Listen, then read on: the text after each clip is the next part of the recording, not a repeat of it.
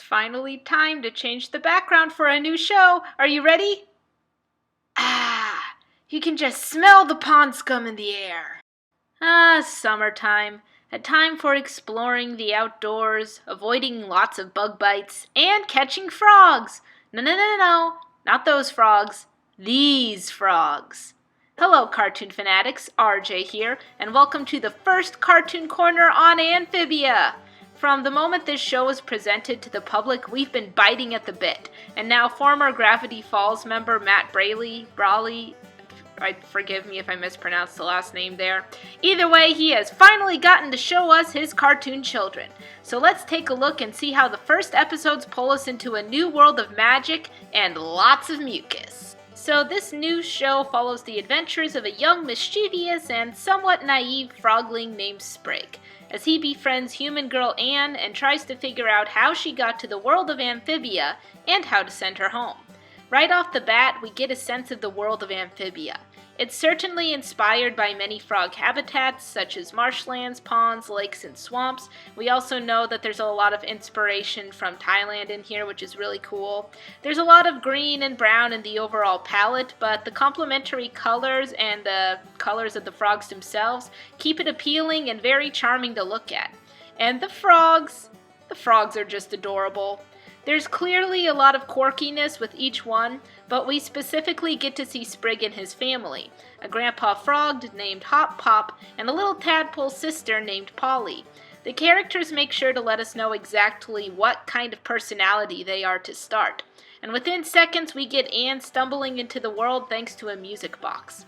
The first episode has Sprig discovering and later protecting Anne from the fellow frogs, thus showing that he has the potential to be brave and responsible.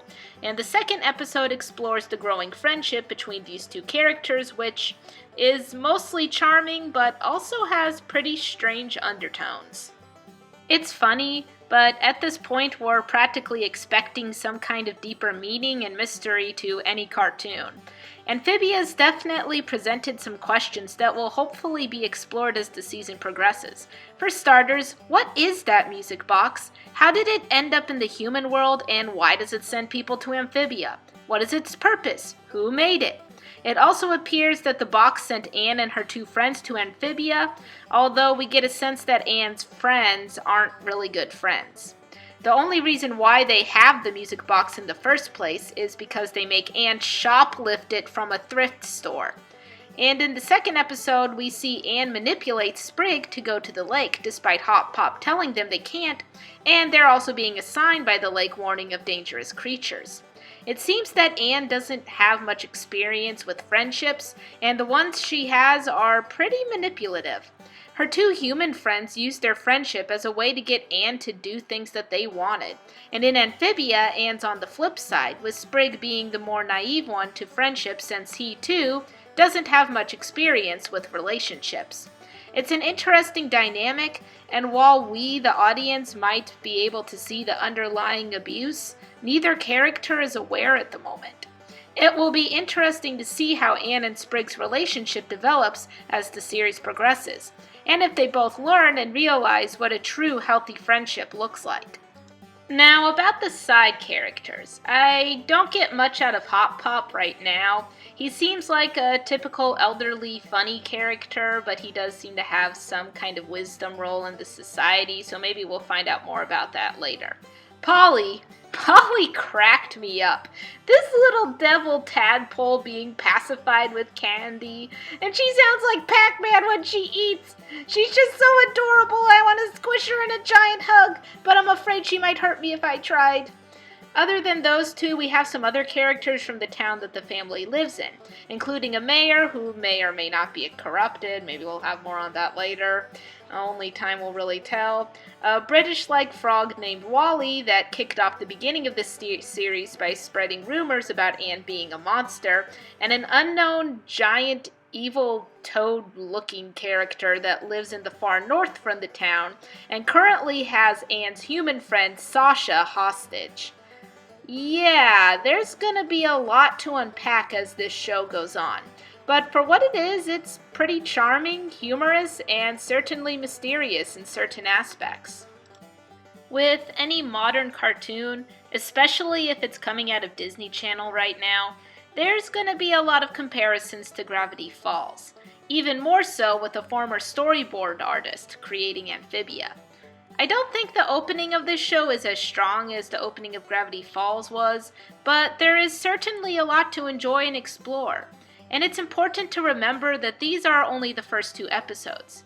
The goal of the pilot episode, or episodes, is to introduce us to the world and the characters and display the basic conflict or dynamic that we will be following for the upcoming season.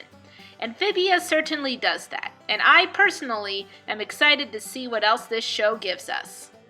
Man, it feels good to be able to change the background on one of these cartoon corners. It's interesting to feel how much stuck in a rut you can get, even though people watch these. I don't know what my point was with that. I just really enjoyed putting the background for Amphibia together for this. It's so pretty. Anyway, if you like this, make sure to put a thumbs up and press that like button.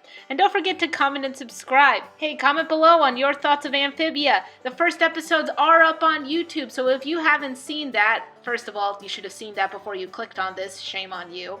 But either way, if you're still needing to check it out, or if you want to go and watch it again, the episodes are up on YouTube.